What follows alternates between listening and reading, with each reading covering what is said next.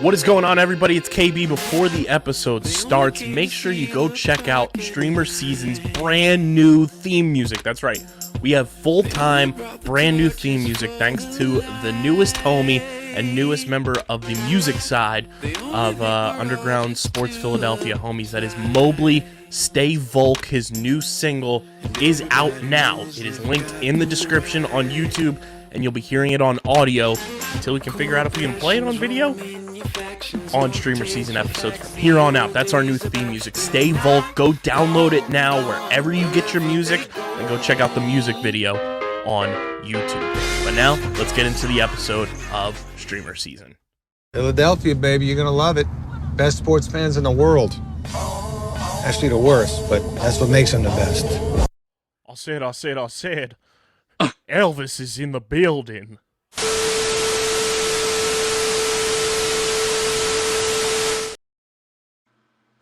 What is going on, fellow streamers? Welcome back to another edition of StreamerSZN, the exclusive streaming platform, TV and movie podcast on the Underground Sports Philadelphia Podcast Network. It's KB, and back from his Elvis retreat, the birthday boy this past weekend himself, Mr. Dylan Cowabunga Boy Mazzola. Welcome back to the program, brother.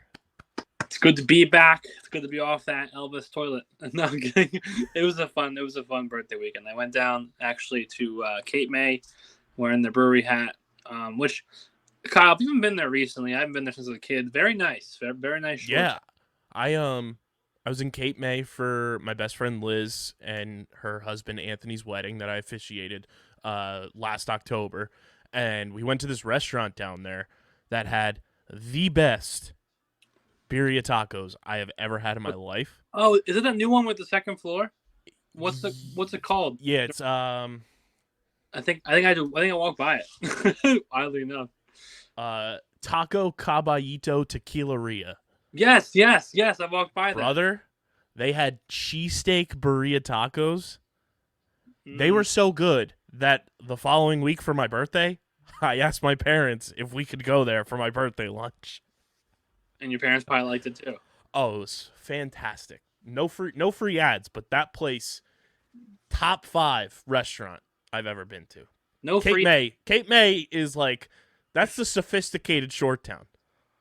It's true. No free ads, but we just gave the people a vacation idea, so you're welcome. we might have to find some local residencies this summer and do shows in Cape May, because to just show how sophisticated we are. Yeah, dude, we are sophisticated gentlemen that like to talk about nerd stuff. That's how it goes. Shout out to Cape May. We've got some fun stuff to talk about on this episode. We're gonna kick off season 2 of our Ted Lasso watch along, as I am slowly but surely catching up on Ted Lasso. Got the first episode of season 2 in the books, and Dylan and I have started White House Plumbers on HBO Max. So we're gonna talk about the first 2 episodes there of that miniseries.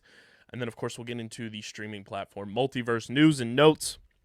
But before we get started, make sure you guys are following us on the socials at StreamerSZN on Twitter and Instagram. Follow Dylan on Twitter at Dylan Mazzola. Follow Christian on Twitter at @thewiz_PHI. Follow me at KBIZZL311. Subscribe to the podcast feed, Apple Podcasts, Spotify, wherever you get your podcasts, we are there. Shout out to our Canadian listeners. While Dylan was away, we charted in the top 30s on the Canadian Apple Podcast charts. And last time I checked, we were still sort of kind of hanging around on those charts. I don't know if we still are. We just fell out of the Canadian charts, but we were on there for a hot minute. So shout out to all of our new Canadian listeners, allegedly, that have come through. But Dylan, what should they be doing in the Apple Podcast reviews to help more countries find us? Well, yes, we are open and to all countries. But the line that I missed out on last week is that you guys should be leaving in the comment section of YouTube or in the review section of Apple Podcasts or anywhere that you can have a review. You should be obviously subscribing, writing a nice review, and also letting Kyle and Christian and I know what to watch. It can be on any service. It can be a TV show or a movie. We don't mind either or. Let us know. Kyle's just now, as you talked about, watching Ted Lasso for the first time. We just started White House Plumbers. I just started that Elizabeth Olsen Love Is Death show. So there's tons of stuff going on, and we can add whatever show or movie you pick to the fold. Yeah, and while you were away, Dylan, Christian and I banged out some movies individually. I had watched I Just Want to Dance with Somebody, the Whitney Houston biopic. Highly recommend, because I know you're a big Whitney guy. They do like her story, like justice and then some. Also watched the animated Mulan, because that's the only Mulan movie that exists. That movie's unbelievable. There's some stuff in that movie that it's like, wow, can't believe you put that in a kids movie, but okay, Disney. Movie's still fantastic. Songs are bangers.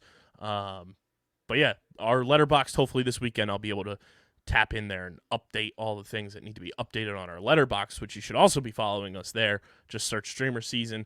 And subscribe to the Underground Sports Philadelphia YouTube channel, youtube.com/@UndergroundSportsPhiladelphia. That's where you get full video episodes of this podcast, all the podcasts on our network, interviews, clips, live streams, the whole 9 yards, all on our YouTube channel, youtube.com/@UndergroundSportsPhiladelphia. We have a company-wide goal that we are trying to get to 500 subscribers by Memorial Day. We are currently at 452.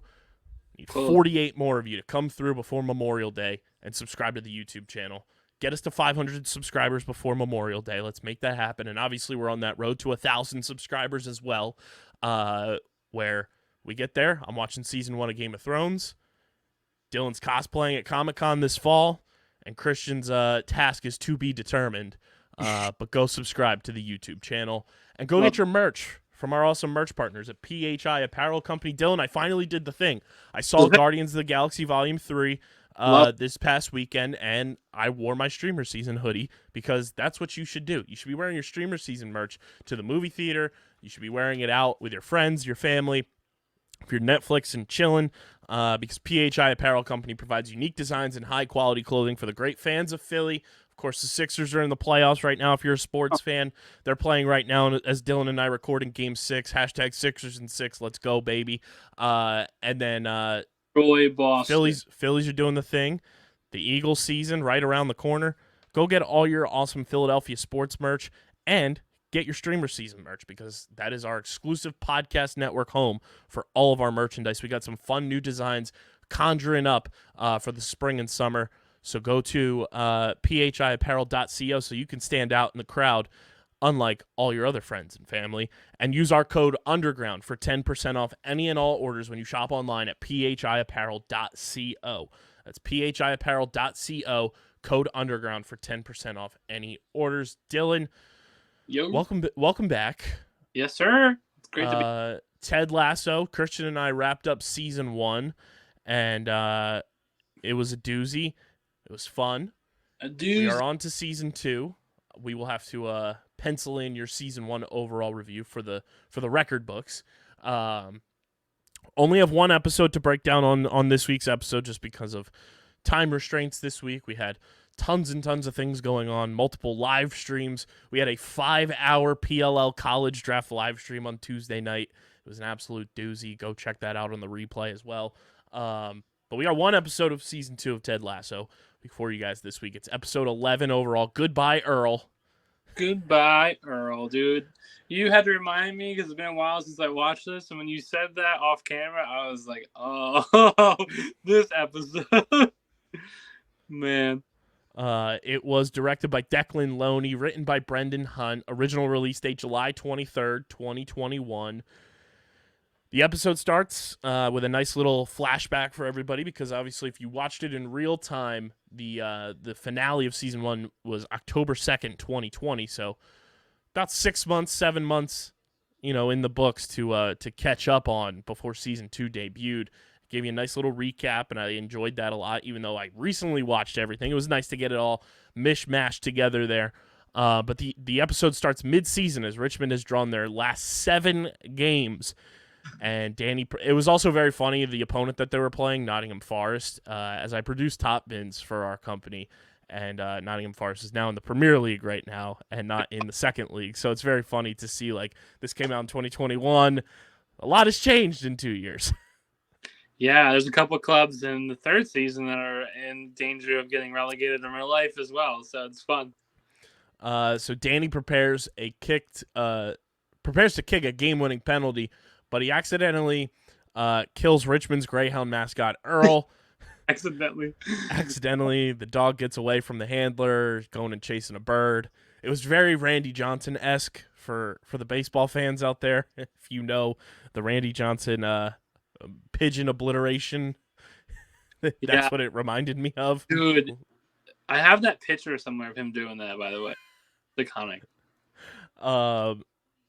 His resulting guilt cripples his ability to play, and to help Danny recover from his YIPS, because we don't say that word,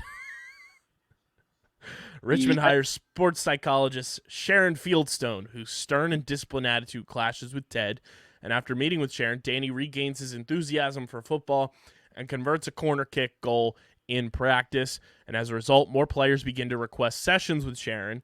Ted's kind of like, what the heck is going on here? Pip, pip, the diddly do. Pip, pip, diddly do. Yeah, you can tell he's definitely, well, given his history, he's a little uneased and nervous and kind of like put off by it. He's very much the mindset like we don't need an outsider. And in reality, this woman's just doing her job, but it's a cool. And meanwhile, a newly retired Roy is coaching an under-9 girls football team and dating Keely. Jamie is shown to be a contestant on Lust Conquers All, a Love Island-style reality show. And we have, obviously, AFC Richmond's owner going out on a date and kind of realizing what her self-worth is due to going on a double date with Keely and Roy. Lots of emotion, lots of early season storylines being built in episode 1, that's for sure. Dude, there's a lot going on. I love Roy Kent. I know you've recently watched the show, but I will say I am his favorite fan for sure. We love Hercules. We do. But I think that's what Ted Lasso does in a very calculated way so far after watching a full season and now this season premiere of season 2.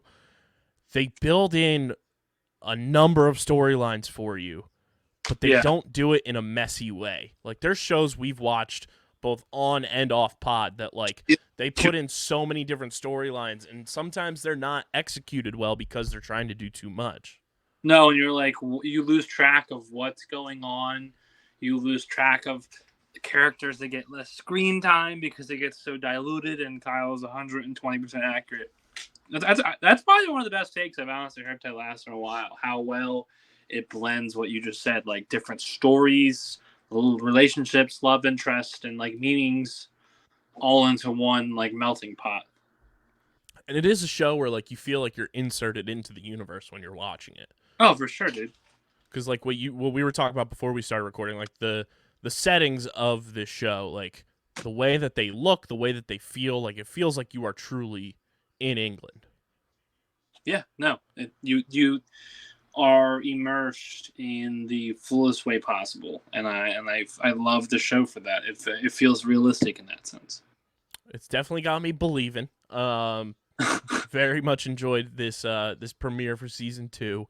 I know I'm about 2 years too late to watch it in real time, but that's what replay is for. That's what streaming platforms are for. Pay the goddamn writers, damn it. But Dylan, your overall score for Season 2, Episode 1 of Ted Lasso, Goodbye, Earl. I'll probably give it like an 8.5. It's just been a while since I saw it. It might be higher, but I do remember it was a great episode. Great way to start the season. I don't think I've ever would give a Ted Lasso episode below an 8. You know what I mean? It's just a very well done show. Some episodes are slower than others, as you probably already realized, but they usually conclude in a manner that has you like wanting to keep going. You know? Yeah, definitely.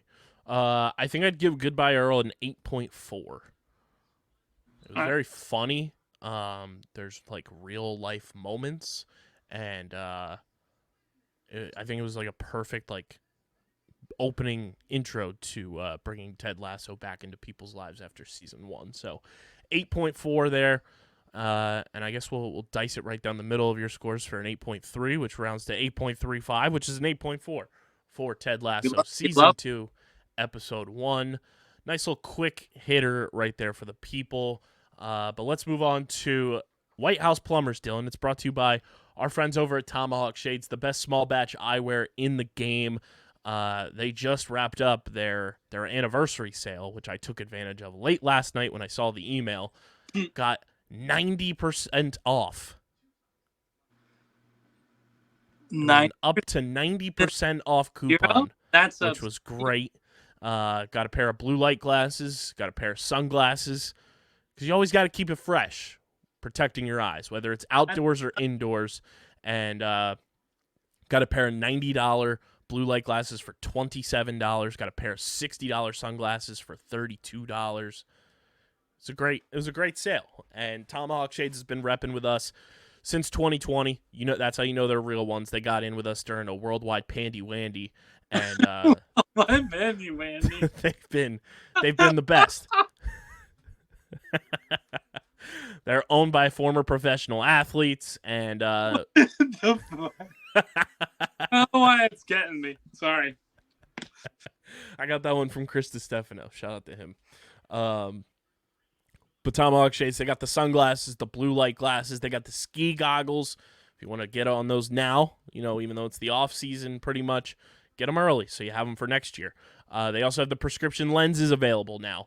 Go to TomahawkShades.com, use promo code USP for 25% off your order at TomahawkShades.com. They're a quality product for a fraction of the price of the big giant glasses retailers, and you're getting even more off with our promo code USP for 25% off at TomahawkShades.com.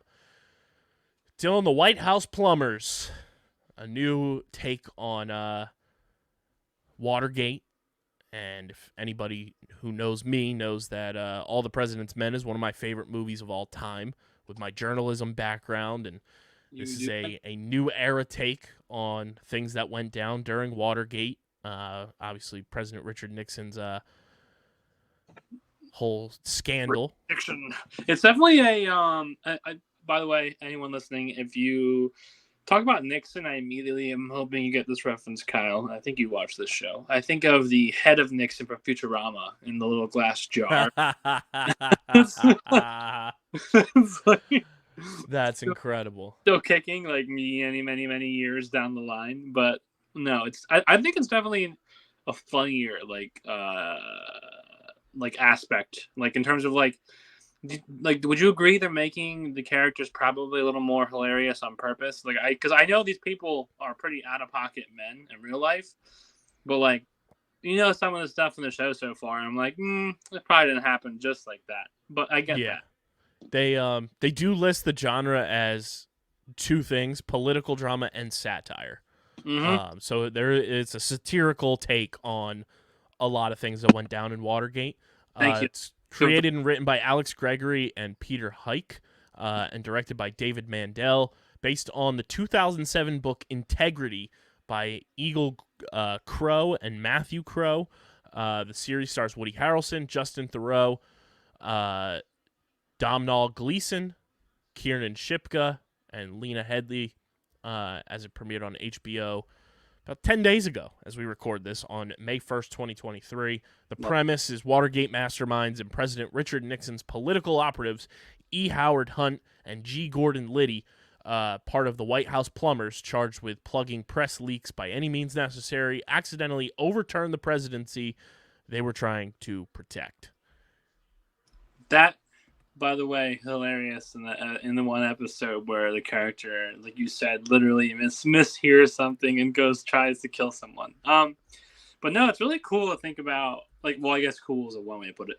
It's cool and part of my French, but fucked up to think about how truthful aspects of this are, because this stuff actually happened in real life to a degree, and it's literally wild when you watch it through a satire like show like this with an actor like Woody Harrelson and company, and just takes you through such a crazy, like, Kyle, I would have loved, you probably agree with me because your favorite movie choice, I would have killed to be a fly on the wall in real life, like doing like it's just wild to me. 100%. Going on.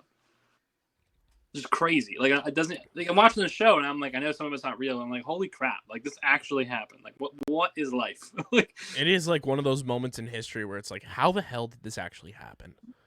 Yeah, people still talk about that. Like, how You know, like why exactly? Interesting choices were made. So the first episode, the Beverly Hills burglary, kicks off in 1971, where former CIA agent E. Howard Hunt and former FBI agent G. Gordon Liddy are assigned by United States Under Secretary of Transportation Eagle Crow to steal the papers of Pentagon Papers leaker Daniel Ellsberg's psychiatrist. They go to Beverly Hills and scope out his office, and Hunt and his wife Dorothy have dinner with Liddy upon their return, though she is put off by his obsession with one Adolf Hitler. Yeah, dude. That's fucking wild. And when she said that, I just was like, it's like Hunters meets this show. It does hint before that he thinks that way. He makes a couple comments and he says a couple like words in German, and he just kind of gives you like the creeps in terms of like that aspect. But the record player playing like a whole speech, I'm like, homie, what is you doing? Yeah. Hunt and Liddy, now of the Plumbers, return to Beverly Hills, and the former recruits his associates Bernard Barker, Felipe de Diego, and Eugenio Martinez to break into the office and photograph the papers, but they trash the office in the process and make up a hasty cover story which passes by the police. White House counsel John Dean replaces Crow and informs the Plumbers that Liddy has been made a member of the CRP and approves the Plumbers' request for a $1 million budget. I love the Cubans, by the way. Big fan of the Cubans. Especially the scene in which they break into the office and he's like, we had to improvise. Like, I'm like, what?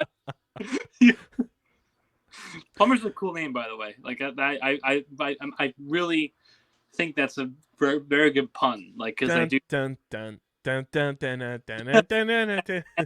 Yes, Kyle's right. I do also. It makes you think: are Mario and Luigi based off the White House Plumbers?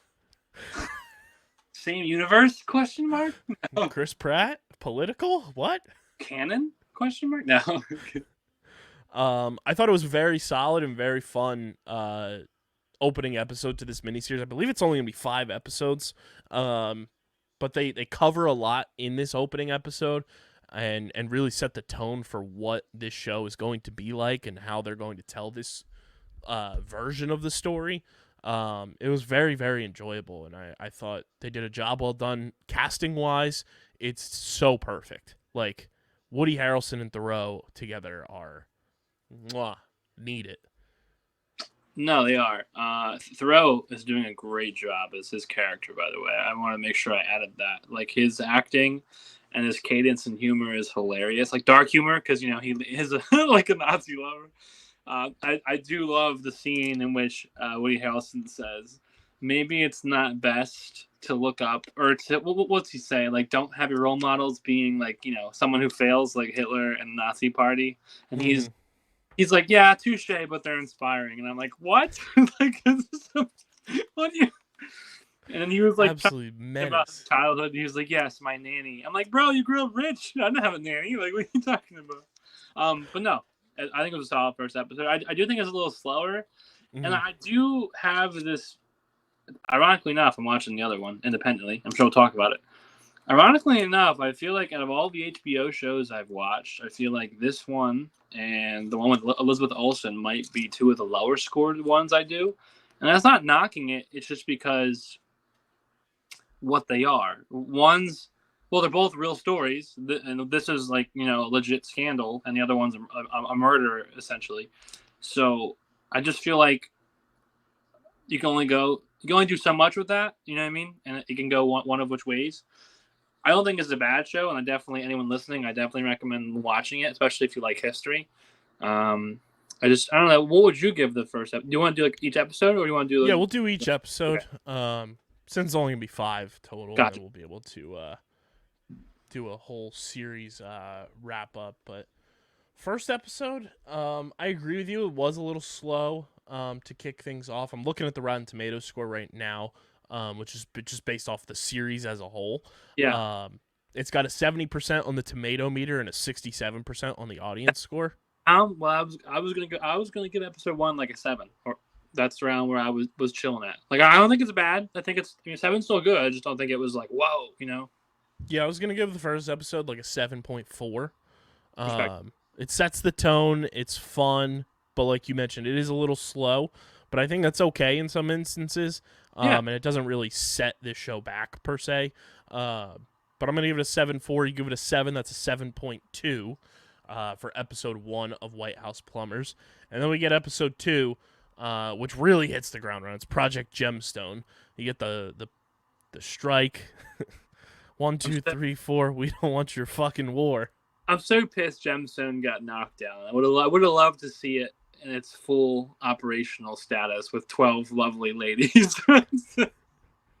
So I'll let you take the reins on this one, Dylan. It was a very fun episode, and I think we both enjoyed this one a little bit more because it kind of was a little bit faster paced, gave you more to kind of digest. Faster pace, and I feel like if anyone who's been listening for a while and you might have a similar sense of humor, that one really appealed, I think, to you and I. Like with him, just keep on rattling these ideas to the boss man, Mitchell, and the fact that Mitchell did not give a rat's ass, and he kept going. To me, that was hilarious, because like Woody Harrelson's character was like, "Dude, no more," and he's like, "Aha!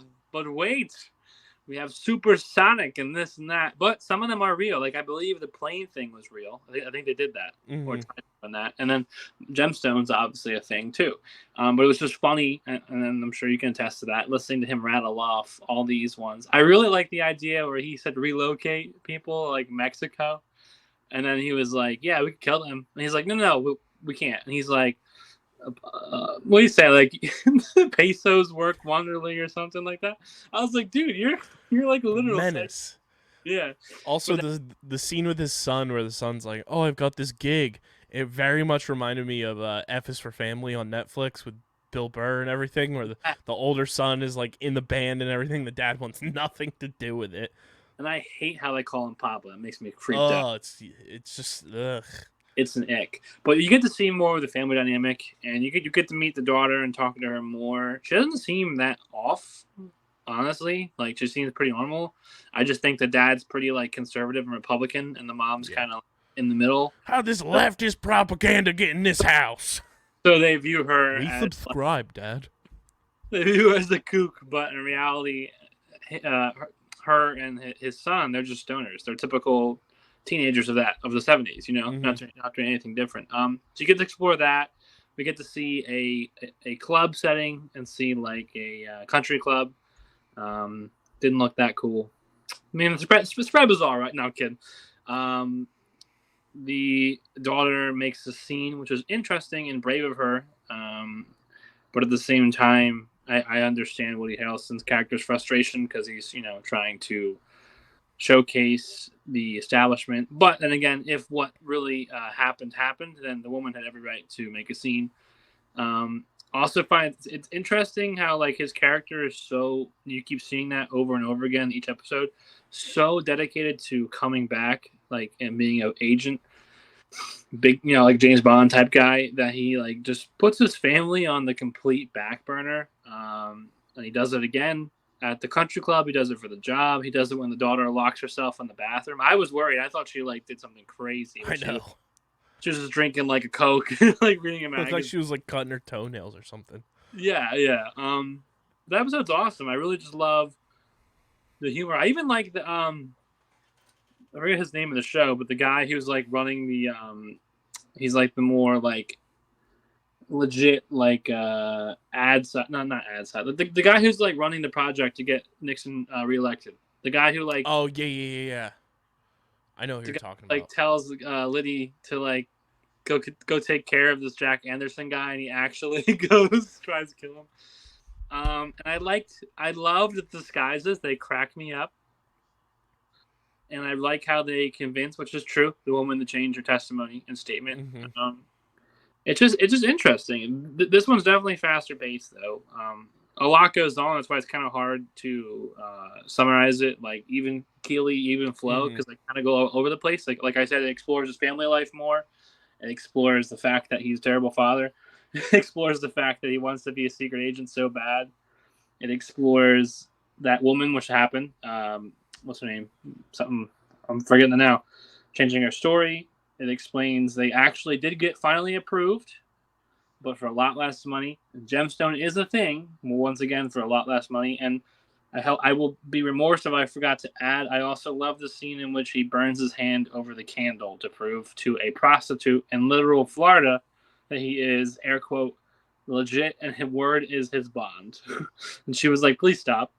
He was like, if I missed anything, let me know. But I just think that one was kind of all over the place in a good way. Like it juggled around a lot. Controlled chaos.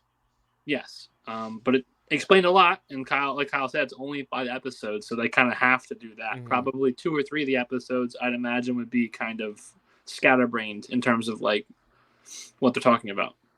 100%. So what would your score for the Gemstones, episode 2 of White House Plumbers be, Dylan? See, that one goes a lot higher.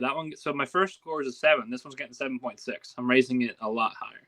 I still don't think the show is like, it's weird. This is the kind of show you recommend to someone if you know they like history or Correct. Like satire documentary, like that element. If someone has no interest in history and they want like a Marvel-esque film or like they want just like explosions, I'm not going to recommend this. Mm-hmm. You know what I mean? You have to know your audience, is what I'm trying to say. I'm not knocking anybody. I'm just saying this is very catered to a niche. Specific demographic. Yes. I'm going to give it a 7.7, which adds up to 7.65, which rounds up in our books to 7.7 for episode 2 of White House Plumbers. It's now on HBO Max. It is week by week, I believe. Yeah. So next episode comes out on the 15th, then the 22nd, and then the 29th. So we'll have recaps of those 3 as they come out over the next couple of weeks on the show, which will be real nice because that'll, we'll have that. We'll have our Ted Lasso watch along that we've been doing still going. And Dylan, before we know it, it's going to be Secret Invasion time, baby. Secret Invasion, man. But I think without any further ado, let's get into everybody's favorite segment.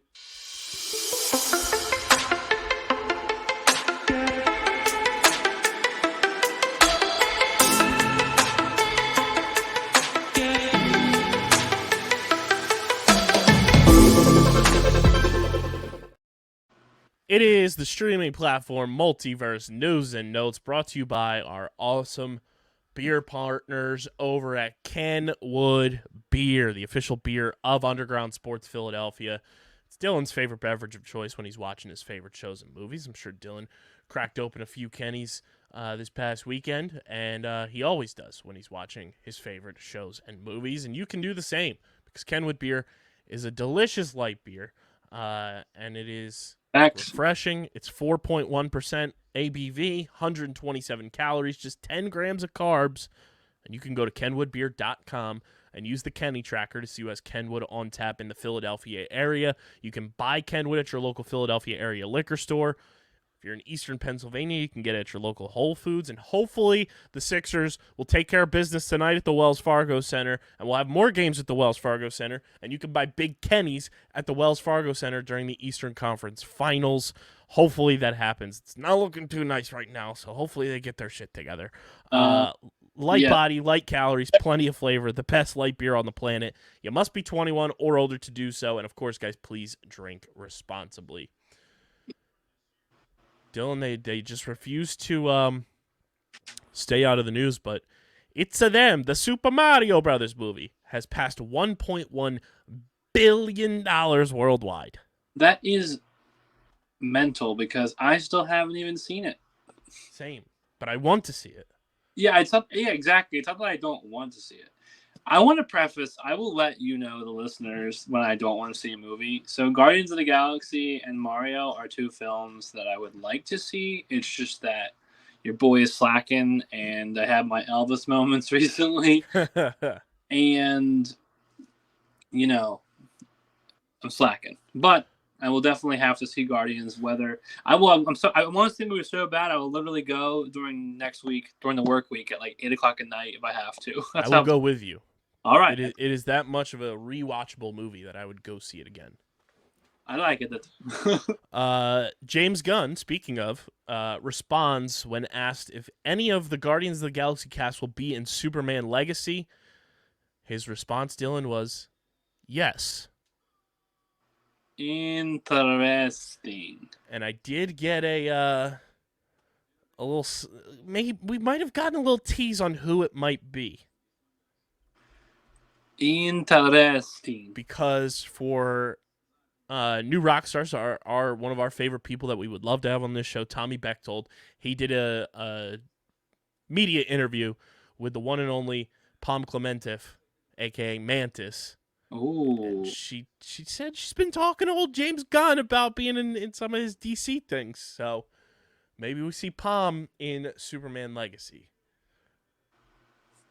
Huh. I think I would like that. I'd be totally down for any of that because we know how James Gunn works with that cast. Dylan, this is a spoiler, no context, simply because it's like alien CGI and all goofed up, but we got James Gunn being James Gunn, and he had a nice little hidden cameo of a big name person in Guardians 3 playing Flecktick. Flecktick. Can you guess who the actor was? The actor slash comedian. What's that? Nathan Fillion? Incorrect. Oh, Flecktick. It is actor slash comedian slash America's Heartthrob. America's Heartthrob. And he's in Guardians of the Galaxy, you said, or he's in what? Yeah, it's in like a CGI like alien. Is he character? But currently still doing comedy? Yes. It's not Theo Von, is it? It is not Theo. Is he like acted in a lot of things, or just recently become an actor? He's more been in a few things. Or comedian? Like which one is he more of? He was comedian first. Okay, no, it's not Bill Burr. No. Dave Chappelle? I don't know. The one and only Pete Davidson. Oh. Old Pete gets a cameo in Guardians 3 as an alien. I do know Nathan Fillion's in Guardians 3 as well, right? I think so. Yeah. Fine. Um, good for him. Petey boy. I think that's really cool. Pete Davidson, MCU canon. See here. I love that man. Pedro Pascal won kind of a controversial category to have him in here, Dylan. I want to get your thoughts on this. At the MTV Awards for The Last of Us, he won Best Hero. Yeah, that is a controversial category. Did they not play the game or watch the same show that we did? He literally murked an entire hospital of arguably... He's an anti-hero, so I guess that fits in the hero category. He's the best anti-hero. I can't even say... Yeah, he's anti-hero, but I can't even say anti... Like, he's honestly, arguably, at times a villain, because the whole, like, moral thing I see with TikTok and all blah, blah, blah. But the long story short, Star Wars is a good example, right? Obi-Wan. I would sacrifice you for the world. Hero. Anakin, once he turns Darth Vader, I will sacrifice the world for you. Well, what does Pedro Joel do? So, you know what I mean? Like, just saying. James Gunn confirms a character appearance in Superman Legacy. Crypto the Superdog. Ooh, I love that. I love that. James Gunn, you guys know me. If you've listened to this podcast when we talk superheroes, when we talk DC, you know Superman does absolutely nothing for me. But James Gunn is making it very compelling that his Superman take is going to be great. Superman does nothing for, I think, most people because just of how Boy Scoutish and boring his character is. But I think if you can do it right and bring along, like you're saying, like fun characters with it, like give Supergirl like a fighting chance, give, Crypto, give Lobo, give Superman's freaking dad, his parents, like adorable, like moral compass couple, like things that you can add on to it, you know what I mean? Like get a good Lex Luthor, you know what I mean? Like a good Lois Lane. Well, I guess the last one wasn't that bad, but you get the point. Like you can add so much with that character. There's because they make it seem like I'm the last of my alien species, but read my comics, there'll be like 18 more of us. It's like, you know what I mean? Like, but I'm excited for it. I'll say that. it's James Gunn, and you guys know how we feel about James Gunn. He is, when we establish the streamer season, whatever we decide to call it, Hall of Fame, I feel like James Gunn's going to be first ballot for us. I think he should be, and he will be. He also just has a style that he stays to across any franchise or movie he makes. And I like when directors are loyal to actors, and that's what he is. Nathan Fillion, if you look, has been in several of James Gunn's movies. So I like when directors basically string along their friends like Adam Sandler does, or Wes Anderson does, or in this case James Gunn, so forth. I love that. It's cool. And James Gunn's the right guy to do Marvel movies, like we saw, and he's the right guy to do and save DC. I mean, he's got me excited for DC. I haven't seen Guardians yet, so I might change my mind. But before the Guardians, hustle bustle buzz came out, I was more excited for DC just because James Gunn than Marvel, because the direction Marvel was going and their recent casts are doing crazy stuff. But then DC also had Ezra Miller, so I guess they're kind of going like this. And James Gunn seems like the type of person that so many actors want to work for and work with. Yeah, he's down to earth. He's nerdy, but he seems genuine enough, and he cares about his craft. I think if you're in the superhero realm, especially, which is what he's been doing recently, who better to helm and head the projects than a man like that, who kind of knows the source material. Similar to when Netflix casted super nerd Henry Cavill as The Witcher. That was a dream casting because he literally plays and read the book. You know what I mean? So James Gunn is a guy who literally read comic books. He knows his shit. More MTV Movie Awards for our gang from The Last of Us. Pedro Pascal and Bella Ramsey win Best Duo at the MTV Awards. I love that. See and The Last of Us also won Best Show at the MTV Awards. That, not so much. No, I'm kidding. That makes sense. Jenna Ortega won Best Performance in a Show at the MTV Awards for her role as Wednesday Addams. Okay. And Elizabeth Olsen wins Best Villain for her performance in Doctor Strange in the Multiverse of Madness. I have to rewatch the movie. I've only watched that once, to be honest with you. We have next up on the list just a lot of still shots from Oppenheimer. I love the fact that movie's getting closer to you and I being able to see it. We have a quote from The Weeknd, Dylan. As he prepares to release his first TV show, Abel Tesfaye, a.k.a. The Weeknd, says that the album that he is working on now is probably his last hurrah as The Weeknd. This is something that I have to do. As The Weeknd, I've said everything I can say. Wow. That's kind of crazy when you think about it. I think you're going to enjoy Into the Spider-Verse, Across the Spider-Verse, even more, Dylan. Because Jake Johnson says that Across the Spider-Verse, there's a Lego universe. I'm literally on the website right now as we speak. I'm going to love it. So we might get a Lego Spider-Man in Across the Spider-Verse. Well, they confirm there's 250 variants or something like that? Mm-hmm. Which is nuts to think about. I hope they have the one that we played growing up, the OG Spider-Man on the on the 64. Yeah. The red cartridge, John, whatever that one's called, Spider-Man, whatever. It's probably Spider-Man 64, right? I imagine. Am I being dumb there? I think so. We have word from one of your favorite people, Dylan. George R.R. Martin says the writers' room for Game of Thrones prequel, A Knight of the Seven Kingdoms, The Hedge Knight, has closed until the writer's strike concludes with fair pay for writers. I love that. Moving right along here. Move along. Move along. Kyle, if you get $180 or more on the Lego site, or anyone listening, not a free ad, you get a free moving Lego truck. Wow. What the heck? Lego, sponsor us. Lord of War sequel is in the works titled Lords of War. Nicolas Cage will reprise his role, with Bill Skarsgård set to star as his son. Nicolas Cage is an icon, and I want everyone to know that.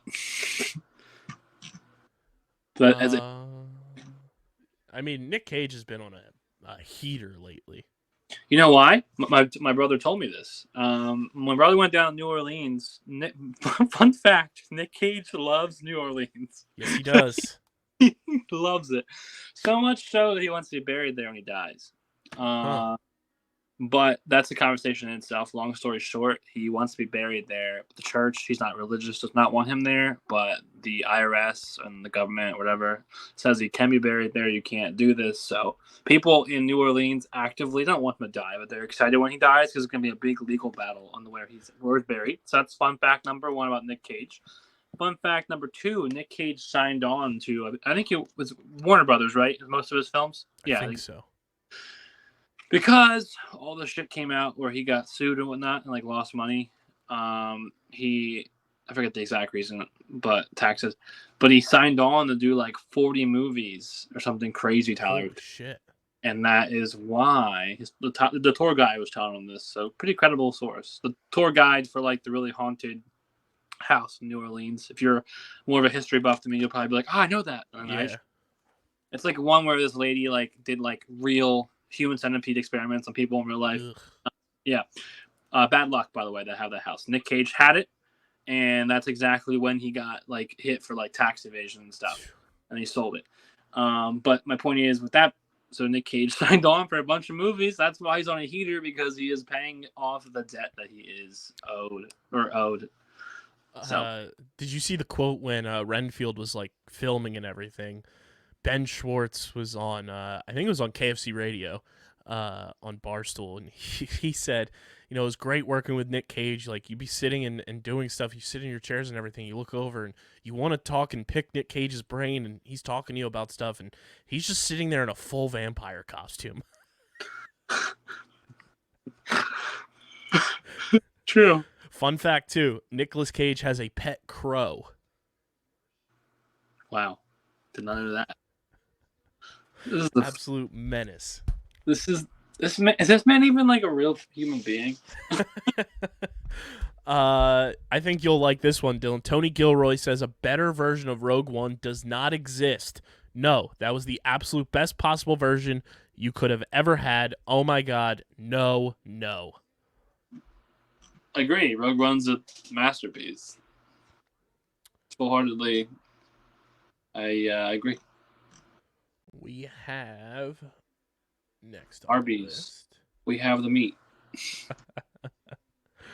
Super Mario Brothers movie has become one of the top 5 highest grossing animated films of all time. Wow. Like we mentioned. Looking along here. Makes sense. It's pretty like intense movie in terms of like it does everything. Like it's a franchise, it's a video game, it transcends eras. Like our parents know what Mario is, you know. Whereas some films come out and our parents physically don't have an idea of what it is, and vice versa. There are films that come out that are remakes of older films that you and I are like, what is this? You know what I mean? But Mario, that's like literally everyone in the world knows what Mario is at this point. Yeah. Tom Hiddleston and Mark Hamill have been cast in an adaptation of Stephen King's The Life of Chuck, with Mike Flanagan set to direct. The story follows the biography of Charles Krantz in reverse, beginning with his death and ending with his childhood. Yes, that is intriguing. Next on the list here, Christopher Nolan and Jonathan Nolan were on the picket line for the writer's strike outside Paramount Pictures. Okay. We also got this week the first trailer for the Conor McGregor docuseries, McGregor Forever, that releases on May 17th on Netflix. I'll have to tune into that. Conor McGregor is an interesting individual. We are, for some reason, getting a spin-off of Bird Box called Bird Box Barcelona, and the first teaser was released. The film releases on July 14th on Netflix. interesting, I guess. Sam Hargrave says that they set Chris Hemsworth on fire to try to create the craziest oneer in cinema history in Extraction 2. Now, I know Chris Hemsworth is a dog, and he wants to do what's best for the brand. But maybe not set yourself on fire. There ain't no way anybody's convincing me for anything to set me on fire. Not even for a Scooby snack? Roinks, Raggy! Proceeds to set himself on fire. That's crazy. Okay. No, I do agree. It's like, brother, what are you doing? Like, you know what I mean? You're not actually Thor. Dude, you can die. You aren't a god. I mean, you are in some ways, but not. But my goodness, buddy, it's not that serious. Yeah, no, it's very much like, what? And I saw that. No, seriously, I saw that too, and I was like, what is this man thinking? Like, what is he thinking? The final season of Jack Ryan premieres on June 30th on Prime Video. Prime Video. We talk about it a lot, but it's definitely one of the underrated streaming services. Agree. Totally agree. Looking And here. News too, but you covered all that. We got a new look at Teenage Mutant Ninja Turtles Mutant Mayhem. Teenage Mutant Ninja Turtles. We also got our first poster for Arnold, a documentary series detailing the life and events of Arnold Schwarzenegger. The series releases on June 7th on Netflix. I'm all for that. Arnold Schwarzenegger is a very interesting individual, for better or for worse. Part of why the writers are on strike is trying to get AI banned from script writing and everything. And Joe Russo says, I think everyone should be scared of AI. I don't know if you've heard any of the Drake songs that have been dropping on social media, but it's here. He adds that AI must be a tool servicing us rather than us servicing the tool. I like that quote. And AI is pretty scary because it's new and it's becoming more and more common. You can literally download AI applications on your phone or computer that can, make you into an anime character, or can make you sing, or you can make a voice of a character sing a song, or you can make pictures and images. So yeah, it's terrifying of what can be. What it can do. It's like it's like what's the movie? It's Terminator. It's like literally like that's becoming Terminator. It's Smart House. Yeah, exactly. It's like did they try warning us, or? I'm excited about this. Beetlejuice 2, starring Michael Keaton and Jenna Ortega, releases on September 6th, 2024. That's pretty cool. I keep forgetting that that's going to be a thing, and I really, really am excited for that. It's going to release on September 6th, 2024, and Jenna Ortega will officially star as the daughter of Winona Ryder's Lydia Dietz. And good for Jenna Ortega, man, to get that role. Like, she's still very young, and she's already become a household name. And to get a movie of that caliber, like, it's pretty freaking cool. Also starring in that movie, Dylan, will be the earlier mentioned Justin Theroux. Shout out to our new guy. And returning for Beetlejuice 2, our queen, Winona Ryder. She is, in fact, a queen. That's definition of an iconic actor right there. She's done a lot. Speaking of another actress who is kind of just like skyrocketed to just like mega fame, alongside Alicia Ware, Melissa Barrera made her big debut in the Heights, and now has become like the monster movie, horror movie queen of the 2020s. They will star in Matt Bettinelli Open and Tyler Gillett's untitled monster film.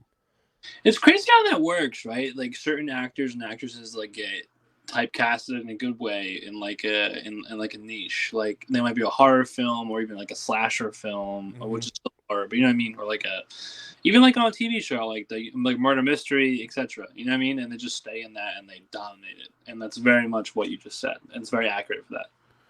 Jeff Rowe says they wanted Teenage Mutant Ninja Turtles Mutant Mayhem to be like Stand By Me and Lady Bird, but you know, with Ninja Turtles.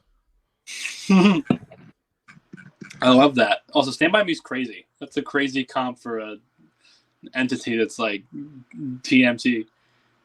Yes. TMNT, yeah. Sorry. Robert Rodriguez says his Spy Kids reboot starring Zachary Levi and Gina Rodriguez will likely release in late 2023. That's nuts to me, too, the fact that there's like going to be a Spy Kids reboot. Like, I thought we were done. No, I'm kidding. Daddy Pedro Pascal has been cast in Zach Kreger's next horror film, Weapons. I'm listening. You said Daddy Pedro. Sign me up. Blade and Beetlejuice 2 are now set to release on the same day. That probably won't stand because that's typically what happens. These get announced that they're happening on the same day and then it switches up. Dude, that would be a fun double feature. Blade has had like so many issues though. I keep reading, I keep like changing the script, and I keep doing a lot of stuff to it that makes me a little nervous. I'm not sure if you've read into that. I know that Blade's having a lot of issues, and I'm like high key very worried because Blade's like both for like Marvel as we know it, like the 90s Blade with Wesley Snipes is very much the reason why we have superhero movies still. And then also comic book wise, Blade, and as you know, anybody who's a little bit nerdy knows, Blade's a literal like cool character, like a real cool is an understatement. He's like one of the most interesting like characters Marvel has to put out there, and they literally hired like an Oscar-winning actor. So it'd be a huge disservice if they can't pull their heads out of their asses and get this going. Tony Gilroy confirms that he has seized all non-writing producing duties on Andor Season 2. All scripts were completed before the writer's strike, and Gilroy has not been involved in any capacity since the strike began. Oh. Looking here. We have the meat. We also got our first trailer yesterday for the Arnold series. It's going to be a 3-part docuseries on Netflix. We got our first behind-the-scenes teaser for Secret Invasion. Series premieres June 21st on Disney+. Secret Invasion, man. That's going to be our intro every time we break down episodes for that. I'm okay with that. You know that, right? Like that's 100%. Bob Odenkirk joined the picket line for the writer's strike this week. Good for him. We got a new look at Jamie Lee Curtis in Disney's Haunted Mansion, new Haunted Mansion that they're doing. I saw that. Well, I didn't see it, but I heard about it. This was great. On Lights Camera Barstool with Jeff D. Lowe and Ken Jack. Shout out to them. They do a fantastic job doing the TV and movie stuff. And Will Poulter was on their podcast this week. And he says he was once approached in the bathroom by a fan who said they recognized him, but they didn't know what he'd done. And Will was like, I don't want to be an asshole. So it's like, yeah, I've done a lot of things. Not sure what you've watched. And then he said the person said it came to them. I got it. Toy Story. And for anybody who's wondering at home, they thought Will Poulter was Sid from Toy Story. And Will Poulter said, I was like, how do I explain that the character was animated and that the film came out in 1996? And for reference, Will Poulter is my age. Will Poulter is 30 years old, so there's no way he would have been Sid's age in 1996 to be animated in Toy Story. Dude, that's hilarious. I saw the same thing, and it's just funny that someone literally saw this 30-year-old man, and they were like, yeah, he's definitely an animated character that came out in 96, the year I was born. That movie's 27 years old. So Kyle and Will were 3 years old. So there's literally no way humanly possible that he is Sid. Because he's like a 12-year-old or a 14, like a young teen in that movie, that kid. Yeah. Older than Andy, I think, by a little bit. We got the first trailer for Flamin' Hot, Dylan. A film about the origins of Flamin' Hot Cheetos, releasing June 9th on Disney+. I'm gonna sit that one out. Do you know the origin story of that? No, I do not. But it was a janitor at Frito-Lay who conjured up the now I feel recipe. bad. Kind of cool. Maybe I'll watch it. Looking here, we also got a new clip from the Little Mermaid movie coming out later this month. I gotta say, aesthetically, it looks really, really good. We'll see how the movie actually is.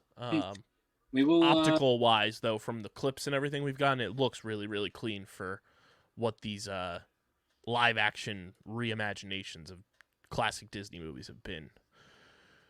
Speaking of Disney Plus, they have lost 4 million subscribers in Q2 in 2023, which we've kind of hinted at that was a possible thing of happening because, you know, and I don't even think it's a negative in a sense, simply because Bob Iger came back. Like, Bob Iger came back. That shifted the whole, like, path that Disney Plus was taking with a lot of their big projects, because you look back last year, Disney Plus was putting out Marvel shows like once every 3 months. Yeah. And it was like, okay, I need to stay subscribed so I can watch this if you're a true like Marvel sicko like Dylan and I are. Where now there's 1.5 confirmed shows for 2023 for Marvel, and that's obviously Secret Invasion. And Loki Season 2 has allegedly been pushed back a month due to all of the incidents with Jonathan Majors, so we'll even see if that comes out this year or not. I think it probably still will.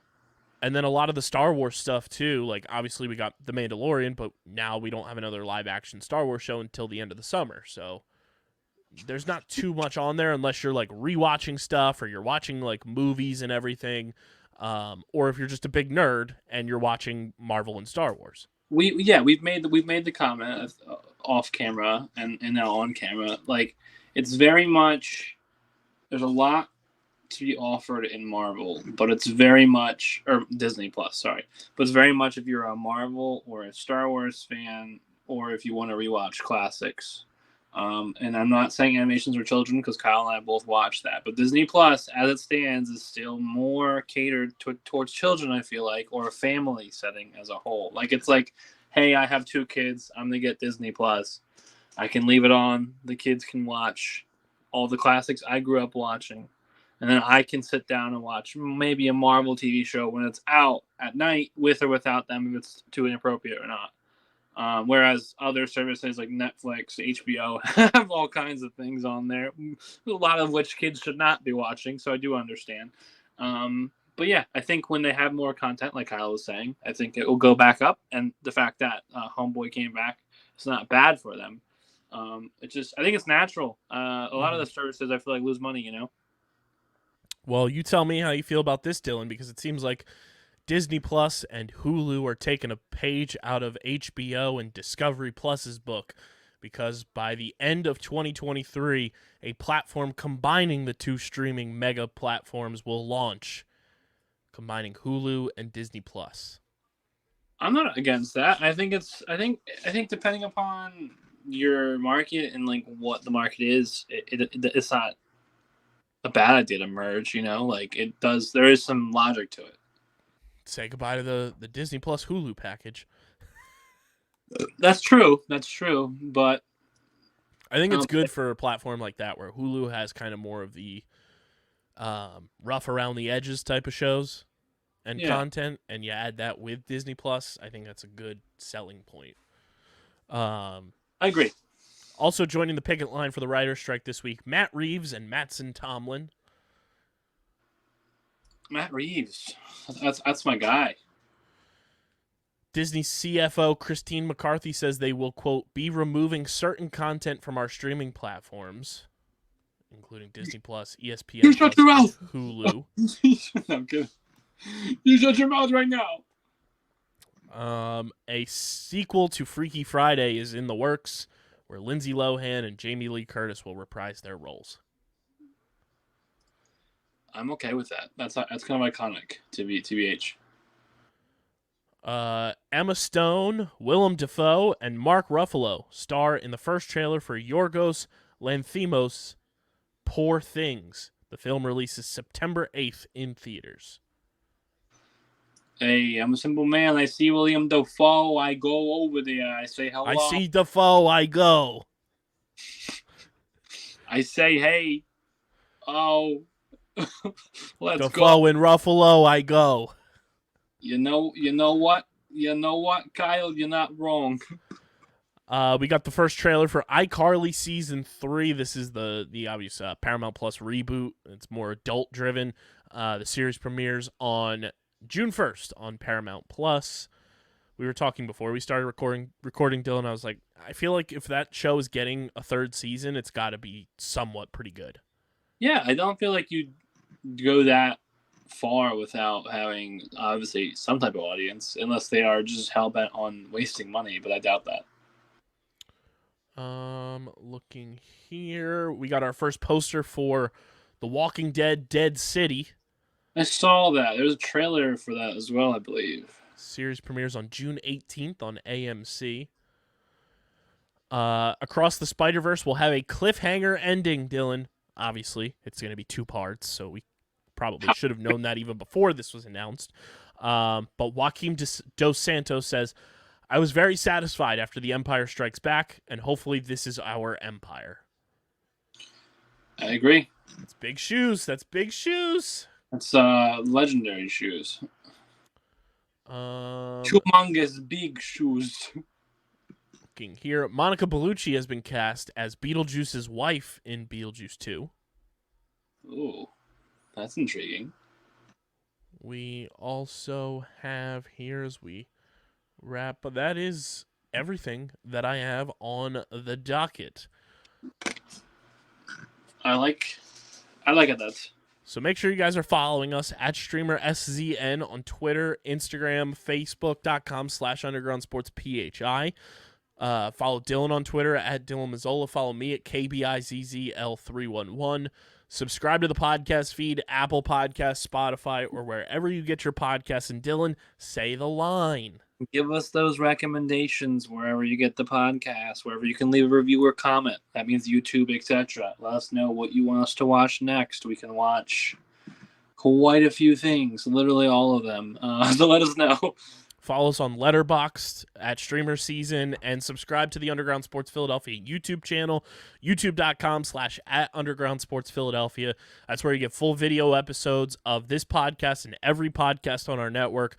You get clips, live streams, interviews. We're working on getting some interviews for this show in particular, so stay tuned for those. But go subscribe, youtube.com/@UndergroundSportsPhiladelphia, where we are currently, as of this moment in the recording, at 452 subscribers.